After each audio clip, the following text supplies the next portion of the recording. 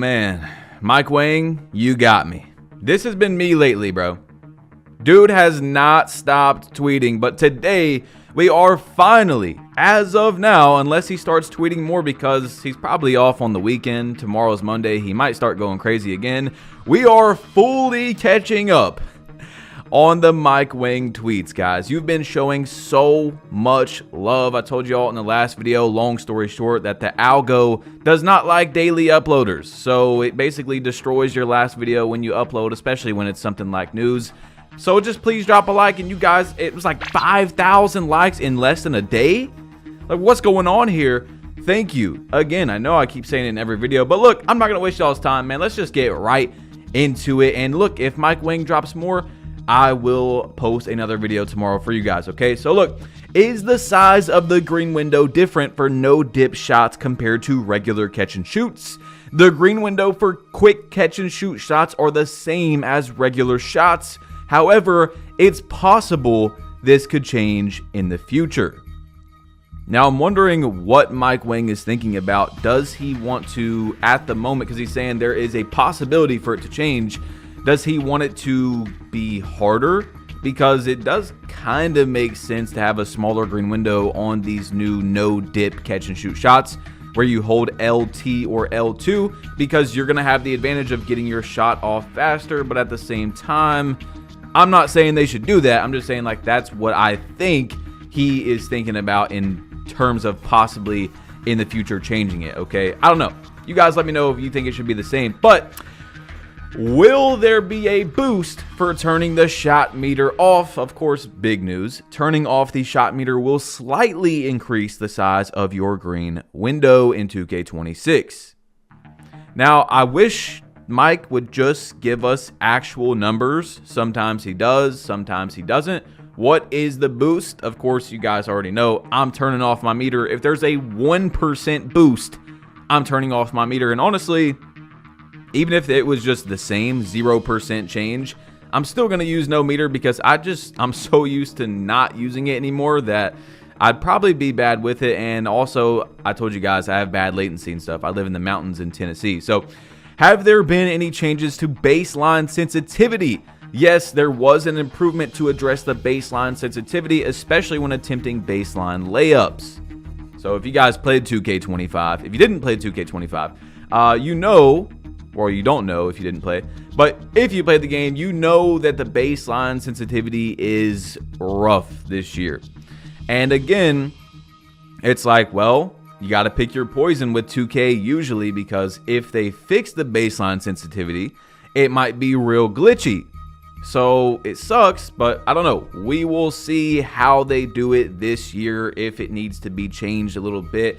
But I think that anyone playing 2K25, even if you're not a slasher or anything, just running baseline, like, and then doing a layup or something, it just knocks you out of bounds when it shouldn't at all. You're not like trying to cheese the baseline. You know, in previous 2Ks, there is definitely some baseline cheese, but it needs to be toned down a little bit. However, you guys know how 2K is. You know, they're usually never going to do like a in the middle buff or nerf. It's just going to be buffed to where you can probably just run along the sideline and be cheesy with it this year. But again, we will see, okay? So, can we pull the chair when being backed down in the paint? Yes, you can pull the chair in the post by tapping circle/B when the offensive player makes contact with you. I was very confused why they took out pulling the chair in 2K25. There's not very many circumstances where you can actually pull the chair, and that doesn't make any sense to me. That's another thing that would have helped with the LT cheesing this year, because those guys don't have brains usually, so they're just running into you full speed. There's no 5 seconds back to the basket. I don't know the exact term, but you guys know what I'm talking about. And again, we said in the last video that 2K is doing their job in terms of trying to make the L2 cheese less effective. That's another thing they could do. I had people tell me, again, oh, there's nothing they can do about L2 cheese. We've already seen 2 changes, and I just gave you a third option. You know, people were sitting there for 15, 20 seconds backing you down, not getting the ball turned over because there was no 5 seconds back to basket. They were just sitting there the entire shot clock. So anyway, Maybe they'll add that now. Can you cancel out the new post go-to shots? For the post go-to shots that have a dribble, yes, you can. Cancel like regular go-to shots. You can always pump fake and chain to step through also. I actually asked that under the tweet where they were showing off the go-to shots, the go-to new post shots, and I figured that's how it was going to be. So I just hope that there's nothing exploitive in every single part of the gameplay. I hope there is nothing genuinely exploitive. A lot of people don't actually know what that means. They think, oh, the Steve Francis is exploitive. No, it's a dribble move where you can run left to right quick. You know, you could say maybe it should be turned down, the speed boost that you get out of it or something, but it's not exploitive. An exploit is like when 2K25 first came out. For the first entire season, you could do a quick, what was it? It was a post shot. It was a close fade post shot where you could green very tight, 5 times in a row without even having your eyes open. That was an exploit. The green window was literally almost the entire shot, no matter the contest. That is an exploit that needed to go. All right, so are there any changes to Pluck Steels and Lane Steals? This is big. On-ball steals, targeting, and steal animations have been improved to reward defenders who position themselves well and anticipate the dribbler's moves. The canned animation Pluck Steals have been almost entirely disabled. Pass interceptions have been tuned a bit, but are similar in effectiveness to 2K25. So keep in mind, he said the canned animations, which is like a force animation you're stuck in once it happens, is almost gone. Not gone completely. I did see that Cole the Man, he was watching one of the trailers, and SGA got a canned animation steal that we've seen in the game for a very long time, very many years, the exact same animation. So yes, they are definitely not gone, and I'm really interested to see this. I hate using the word dynamic at this point because of 2K. The guy that writes the courtside reports, man, he loves that word dynamic, but I can't wait to see the dynamic between defender, especially lockdown and like high ball handle guard. I really want to see what it looks like this year with this new protect the ball stuff and all that, because 2K24, again, I mean, it's crazy how I keep making these comparisons, but just like finishing, how I was telling you guys about the dunk meter and the finesse finishing, and we'll be talking about standing dunks in a minute.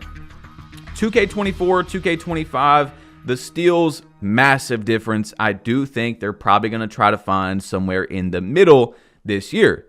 Okay, so in 2K24, it didn't matter how good the dribbling was. I'm not saying the dribbling was amazing, but compared to 2K25, probably is. But you really, if you were playing someone that had a brain, you literally could not like dribble at all. And I'm not talking about I want to dribble for 20 seconds and do a bunch of spins. Like, everyone freaks out as soon as you say, or not everyone, but there's a certain group of people that freak out every time you even say dribbling. I'm talking about like you literally could not touch your right stick if you played someone that had a high steal and they had a brain. Like, you had to run from them the entire game. So hopefully that's not how 2K26 is. But then again, in 2K25, steals, you know, I'm mostly a guard. They were really just not that good. I mean, they were good, but they weren't good. So they're probably going to try to find an in the middle, just like the dunk meter and stuff. Okay, guys, that's what I'm trying to say. Okay. Anyway, are there any changes to burst and changes in direction for ball handlers? We spent some time tuning the dribbler's ability to start, stop, and cut. The speed and tightness of changing directions vary based on ratings and dribble style. Okay. Dribble style, again, is going to be a big difference in terms of the moves you're able to do. I don't like that. I really don't like that because what did they drop this year? I mean, every build, like let's say 5'9" to 6'4", you had what?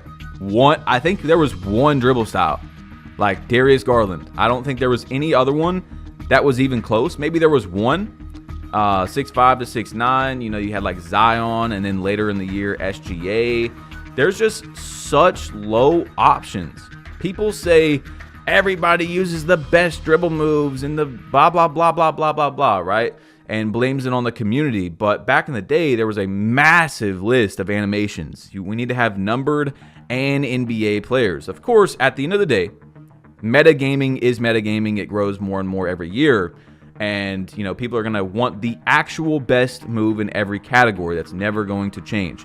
However, if there is a long list of animations where this one's not that really much better than this one right here. Like, you could say Darius Garland is the best dribble style this year, and then there's 5 other ones where it could even be better for a certain play style. You're a slasher, you're a sharpshooter. It helps you run better to the left, to the right, versus an up and down primary movement. That's what we need. I don't like the dribble styles just because I'm kind of scarred from what we have this year. Like, there's nothing really to choose from. There's no variety. Everything looks the same because 2K made it look the same. If you don't use Darius Garland dribble style, you're at a big disadvantage. And of course, people are going to gravitate towards that. Anyway, are there any improvements to standing dunks? We've rewarded the logic for standing dunks to make them more reliable for bigs who aren't too crowded under the rim. We've also returned standing skill dunks to have generally larger green windows to compensate for how fast most of those dunks are.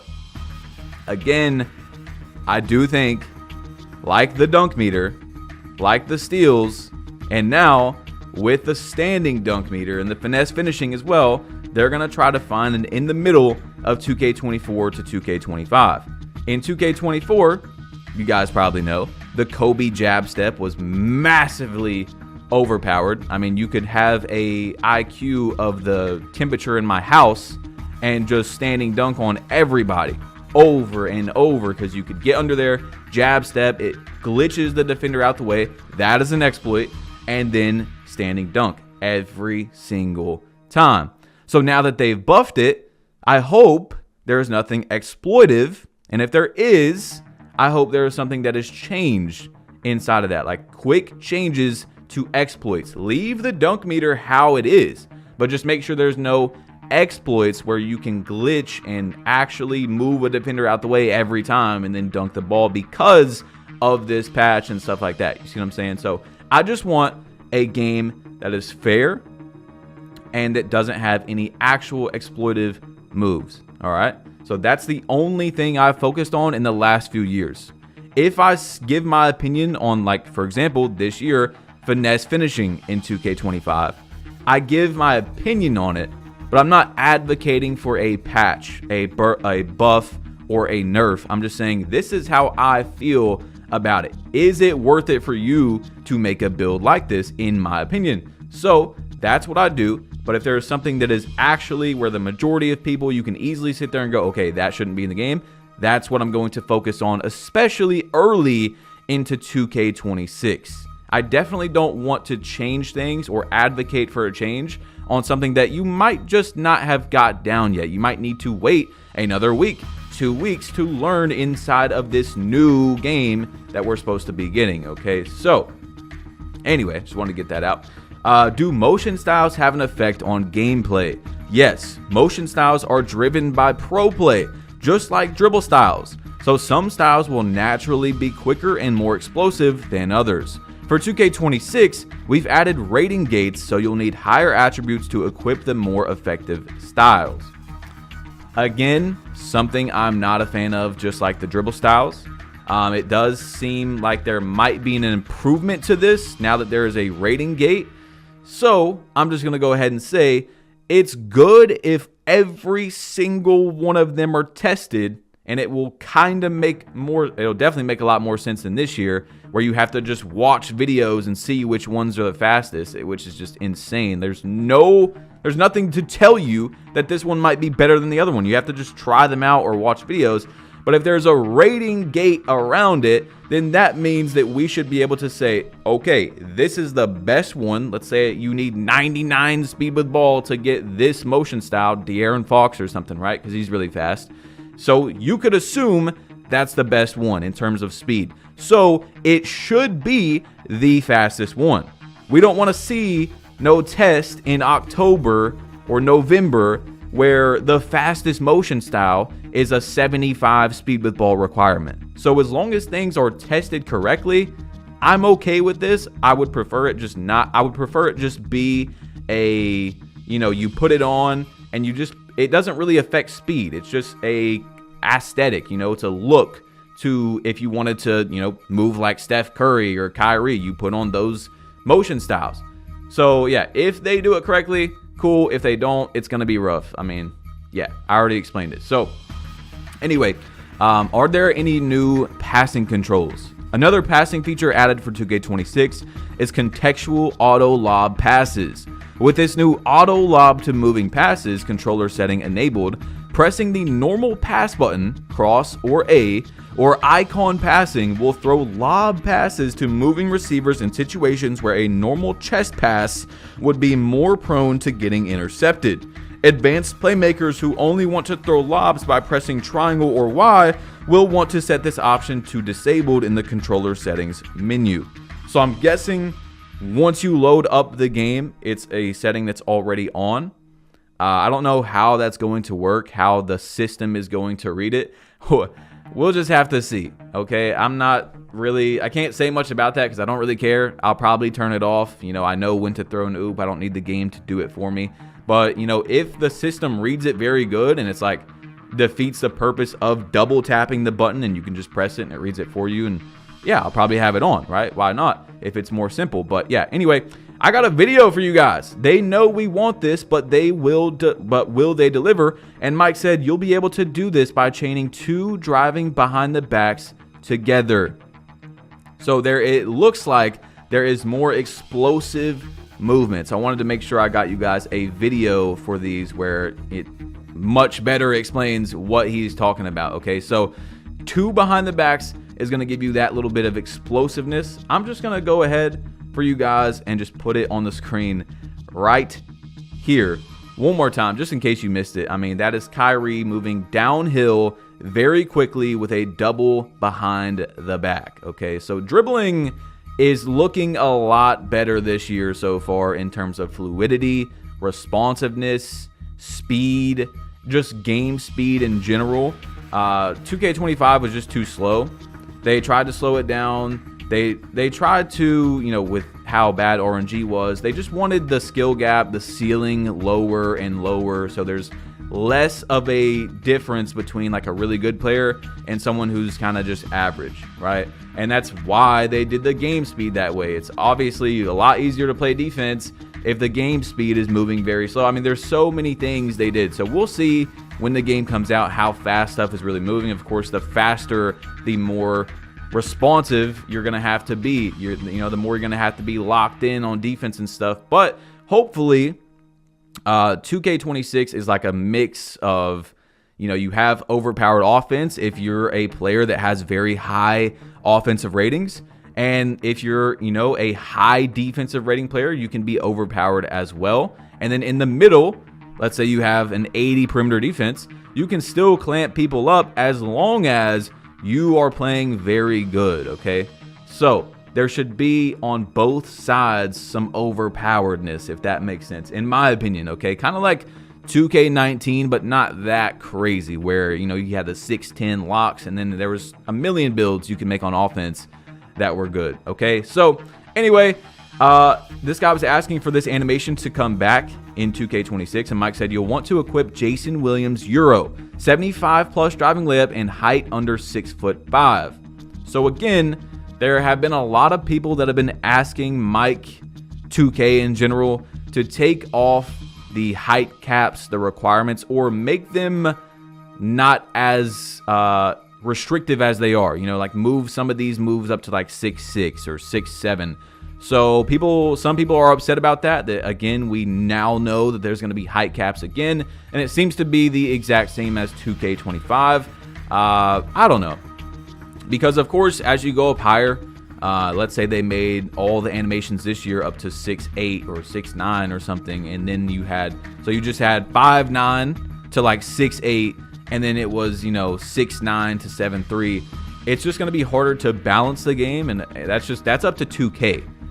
There's a lot of people saying like Cole the Man, where you should be able to do, for example, the Steve Francis moves, or you should be able to do like all the same moves that a guard can do under 6'4" on like a 6'8", 6'9". That's what he's saying. However, of course, it should be based off like your speed with ball, so you're not going to move as fast. You can still do the same moves, but you're not going to move as fast to make it more balanced, to make it to where there's a lot more variety in the moves you can use, so not everyone's using the same moves. And yeah, you see what I'm saying. So you guys let me know how you feel about that. Do you think that they should make it that way where everyone basically under like 6'9" can use the same moves, except for, of course, you're going to be moving a lot slower than a guy that's like 6'2"? Or you think they should just keep the caps how they are now with the layups and, you know, everything that's going on with this game? So 2K talked about this this is not really a crazy news right here, but I'm just letting you guys know in case you haven't seen it. They dropped this thing where you can like enter in their giveaway a creator challenge where creators like have to hashtag a video, and once they get a certain amount of hashtags, people will get a drawstring kind of backpack for 2K26, as you guys see in the middle. All right, and then you also have a chance to win 1 million BC. 26 winners will get 1 million BC. But the drawstring is what caught my attention. It's why I screenshotted it. I haven't played 2K25, as you guys know. I stopped the last 2 or 3 years. I stopped playing the game in like April, right? Because I've already played. I'm veteran 3. I've played the game a lot. I have nothing to play the game for. I'm not getting another good reward until like Legend 1, okay? But anyway, what I'm saying is I don't know if they've added something like that into 2K25. I don't think so in the past seasons. But yes, there is a new, unless it's already in this game, there is a new cosmetic because, you know, we've had backpacks for years, but now there's drawstrings. And yeah, I just wanted to run that by you guys in case you didn't notice that it does seem like there's a new item. Okay, can you do no dip catch and shoots in team control modes? Yes, in team control modes, as soon as you initiate the pass, you can do a quick catch and shoot by immediately holding L2/LT as you receive the catch. Guys, we've done it. If you've made it this far and haven't dropped a like, please drop a like for me. Let me know your opinions on what you've seen today. Let me know what you think was the best news you heard in this video and also the worst news, okay? We are done for now. I mean, Mike Wang, he only tweeted 2 times on the weekend, or 1 time. So we are finally done. He was probably just off though and decided to make a tweet or 2. He's probably going to be going nuts again tomorrow. So of course, if he does, it'll be here. And also next week, we are getting the My Player, what was it? Presentation plus My Player is what it says. So we are going to be getting that Tuesday or Thursday, 99% chance on one of those 2 days, as you guys know.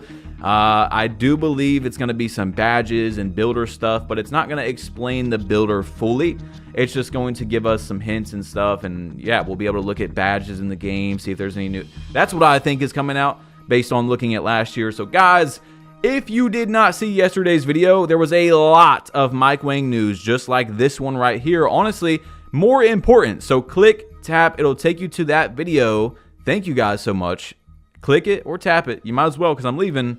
I'm out of here. Peace.